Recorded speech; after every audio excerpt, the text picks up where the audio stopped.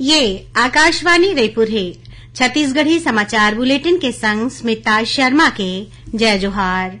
अब सुनाओ आज के प्रमुख समाचार। लोकसभा चुनाव के तीसर चरण में प्रदेश के 7 ठन संसदीय क्षेत्र में काली होही मतदान काली बिहनिया 7 बजे ले शुरू होके संझा 6 बजे तक चलही। एकर बर 15,701 मतदान केन्द्र बनाए गे हवे और काली होवैया मतदान बर 7 लोकसभा क्षेत्र के संबंधित जिला मन में काली सार्वजनिक और सामान्य अवकाश घोषित करे गे हे। अब समाचार विस्तार ले। लोकसभा चुनाव के तीसरा चरण में प्रदेश के 7 ठन संसदीय क्षेत्र रायपुर, दुर्ग, बिलासपुर, कोरबा, सरगुजा, जांजगीर चांपा और रायगढ़ में काली मतदान होही। एकर बर निर्वाचन आयोग ह सबो तैयारी पूरा कर ले हे। तीसर चरण में 168 उम्मीदवार मन ह चुनाव मैदान में हवय, जिनकर भाग्य काली ईवीएम में बंद हो जाही। एमा 142 पुरुष और 26 महिला प्रत्याशी शामिल हैं। एमा सबले ज्यादा 38 उम्मीदवार मन रायपुर लोकसभा क्षेत्र में हवय, उहे सबले कम 10 उम्मीदवार मन सरगुजा लोकसभा क्षेत्र में हवय। राज्य के मुख्य निर्वाचन पदाधिकारी रीना बाबा साहेब कंगाले आज रायपुर में राखे गे पत्रकार वार्ता में बताइन कि काली बिहनिया 7 बजे ले संझा 6 बजे तक वोट डाले जाही। गर्मी ला देखत सब्बो मतदान केन्द्र में छाया, पिए के पानी, नींबू पानी और शरबत के व्यवस्था करे गे हे। संगे संग मतदाता मन बर वेटिंग हॉल घलो बनाए गे हे। मतदान दल ला मेडिकल किट घलोक दे जाही, जेमा जरूरी दवा और ओआरएस होही। ओमन ह बताइन कि शांतिपूर्ण और निष्पक्ष मतदान कराए बर सुरक्षा के कड़ा इंतजाम करे गे हवय। एकर बर सुरक्षा बल के 220 कंपनी तैनात करे जाही। उहे 7,887 केन्द्र में वेबकास्टिंग के व्यवस्था करे गे हे। एकर माध्यम ले निर्वाचन आयोग ह केन्द्र मन उपर नजर राखी 15,774 कैमरा के माध्यम ले मतदान प्रक्रिया उपर घलो निगरानी राखे जाही। तीसर चरण में 25 ठन मतदान केन्द्र ला असुरक्षित और 1,072 मतदान केन्द्र ला संवेदनशील घोषित करे गे हे। ये मतदान केन्द्र मन में सुरक्षा के ज्यादा व्यवस्था करे जावत है। तीसर चरण में 283 मतदान केन्द्र के पहचान शेडो एरिया के रूप में करे गे हवय। मुख्य निर्वाचन पदाधिकारी हा बताइन कि 7 ठन लोकसभा क्षेत्र में काली होवैया मतदान पर 15,701 मतदान केन्द्र बनाए गे हे, जेमा ले 114 सहायक मतदान केन्द्र हवय। उहे 2,809 संगवारी मतदान केन्द्र, 58 दिव्यांग मतदान केन्द्र, 235 युवा मतदान केन्द्र और 306 आदर्श मतदान केन्द्र घलो शामिल हैं।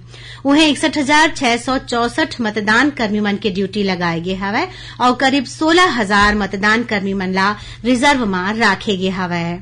ये मतदान दल के अलावा 1658 सेक्टर ऑफिसर तैनात करे गे हे, जौन मन ह प्रति 2 घंटा में अपन रिटर्निंग अधिकारी ला मतदान प्रतिशत की जानकारी देही। सब्बो मतदान केन्द्र के मतदाता मन ला सहायक बूथ में बीएलओ नियुक्त करे जाही, जौन ह मतदाता मन ला उनकर नाव और सरल क्रमांक ढूंढे में मदद करही। ये 7 ठन लोकसभा क्षेत्र में मतदाता मन की कुल संख्या 1,39,01,285 है। एमा पुरुष के मुकाबले महिला मतदाता मन की संख्या ज्यादा है। पुरुष मतदाता मन की संख्या 69,33,121 और माई लोगिन मन की संख्या 69,67,544 है। वहीं तृतीय लिंग मतदाता मन की संख्या 620 हवय। इस चरण में 18 ले 19 आयु वर्ग के 3,98,416 मतदाता हैं।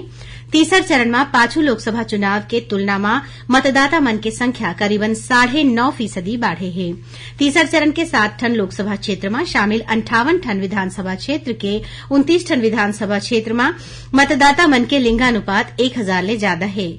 वहीं 5 मई के स्थिति में कुल 2,725 सियान और दिव्यांग मतदाता मन के घर घर जाके डाक मतपत्र के माध्यम ले मतदान कराए जा चुके हैं। मुख्य निर्वाचन पदाधिकारी हा बताइन कि मतदान बर 7 लोकसभा क्षेत्र ले संबंधित जिला मन में काली सार्वजनिक और सामान्य अवकाश घोषित करे गे हे। वहीं श्रम विभाग हा श्रमिक मन ला घलो सवैतनिक अवकाश के घोषणा करे हे। ये 7 ठन लोकसभा सीट और राज्य के पड़ोसी जिला में मतदान प्रक्रिया सिराय तक शुष्क दिवस घोषित करे गे हे। दौरान सब्बो शराब दुकान मन हा बंद रही। लोकसभा चुनाव के सबो सीट पर मतगणना 4 जून के होही और यही दिन परिणाम घलो घोषित करे जाही। निर्वाचन आयोग हा पाछू 19 अप्रैल बिहनिया 7 बजे ले अवैया 1 जून संझा 6:30 बजे तक प्रिंट और इलेक्ट्रॉनिक मीडिया में निर्वाचन ले जुड़े कोनो भी प्रकार के एग्जिट पोल के प्रसारण पर रोक लगाए है। छत्तीसगढ़ी समाचार बुलेटिन आप मन आकाशवाणी रायपुर ले सुनत हव। छत्तीसगढ़ के खबर ले है आपके वास्ता और खबर के विश्वसनीयता ले है हमार वास्ता। आकाशवाणी समाचार रायपुर के प्रादेशिक समाचार बुलेटिन के संगे संग हमार समसामयिक कार्यक्रम आप रेडियो के संग अपन मोबाइल में घलो सुन सकत हो। आकाशवाणी समाचार फेसबुक, ट्विटर और यूट्यूब में घलो हावय। हमार फेसबुक पेज हरे Chhattisgarh news on AIR, Twitter handle CGAIR news और हमार यूट्यूब चैनल हरे छत्तीसगढ़ AIR न्यूज। तो अब रेडियो के संगे संग आपके मोबाइल के माध्यम ले हम आप तक पहुंचत हन। छत्तीसगढ़ के हर खबर पर सुनत रहो आकाशवाणी समाचार। अब आगू बढ़ो बाचे समाचार कोती। प्रदेश के 7 ठन संसदीय क्षेत्र बर मतदान दल मन ला चुनाव सामग्री संग्रह रवाना करे के सिलसिला काली ले शुरू हो गए है। जांजगीर चांपा लोकसभा क्षेत्र बर जिला निर्वाचन अधिकारी आकाश शिकारा हा जिला मुख्यालय जांजगीर ले 815 मतदान दल ला सामग्री के साथ केंद्र बर रवाना करीन। ये मौका में जिला निर्वाचन अधिकारी हा कर्मचारी मन ला गुलाब भेंट करके निष्पक्ष मतदान कराए के संदेश घलोक दिन। ये दल मन ला बस में बिठा के मतदान केंद्र भेजेगीस। सरगुजा जिला निर्वाचन अधिकारी विलास भोसकर हा घलो हरा झंडा दिखा के मतदान दल ला रवाना करीन। ओमन हा बने तरीका ले मतदान काम कराए बर मतदान दल के हौसला बढ़ाइन। ऐसने कोरबा जिला में सामान्य प्रेक्षक कैलाश सुखदेव पगारे और जिला निर्वाचन अधिकारी विनय कुमार लंगे हा महिला मतदान कर्मी मन ला हरा झंडा दिखा के संगवारी मतदान केंद्र बर रवाना करीन। जिला में 10 ठन संगवारी मतदान केंद्र बनाए गे हावय। उन्हें संसदीय क्षेत्र सरगुजा पर बलरामपुर रामानुजगंज जिला निर्वाचन अधिकारी हा रिमेजियोस एक्का और वरिष्ठ पुलिस अधीक्षक डॉक्टर लाल उमेद सिंह हा मतदान दल ला स्ट्रांग रूम ले मतदान सामग्री दे के ओमन ला रवाना करेन। राज्यपाल विश्वभूषण हरिचंदन हा प्रदेश के 7 ठन लोकसभा क्षेत्र में काली होवैया चुनाव बर सब्बो वयस्क नागरिक मन ले मताधिकार के प्रयोग करे के अपील करीन है। राज्यपाल हा कहिन कि हमार देश विश्व के सबले बड़े लोकतांत्रिक देश है और लोकतंत्र के महापर्व में हरेक मतदाता ला सहभागी बनना चाहिए। ओमन कहिन कि देश के संविधान हा वयस्क नागरिक मन ला मत दे के अधिकार सौंपे है। एकर उपयोग जिम्मेदारी से करना चाहिए। ओमन कहिन कि सब्बो नागरिक मन के कर्तव्य है कि ओमन हा अपन मताधिकार के प्रयोग करें। भारत निर्वाचन आयोग हा आने क्षेत्र में सुघर काम करैया लोगन ला स्टेट आइकॉन के रूप में मनोनीत करे है। ए सबो झन हा लोगन ले अपील करीन है कि काली ओमन हा वोट डारे बर जरूर जावे।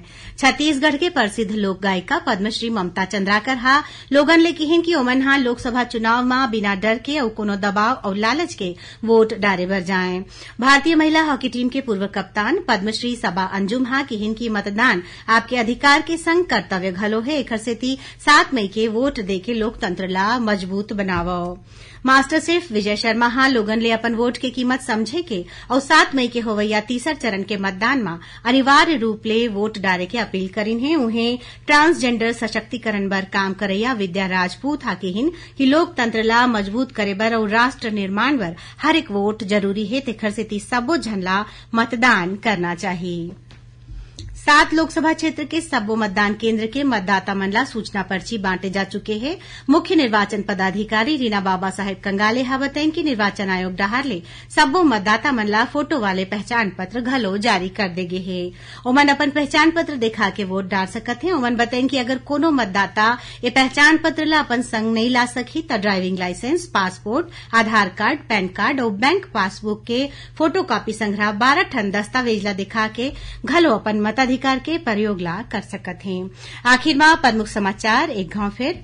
लोकसभा चुनाव के तीसर चरण में प्रदेश के 7 ठन संसदीय क्षेत्र में काली होही मतदान काली बिहनिया 7 बजे ले शुरू होकर संझा 6 बजे तक चलही। एकर बर 15,701 मतदान केंद्र बनाए गे हवय और काली होवैया मतदान बर 7 लोकसभा क्षेत्र के संबंधित जिला मन में काली सार्वजनिक और सामान्य अवकाश घोषित करे गे हे। एकरे संग छत्तीसगढ़ी समाचार बुलेटिन इहे सिरावत है। जय जोहार।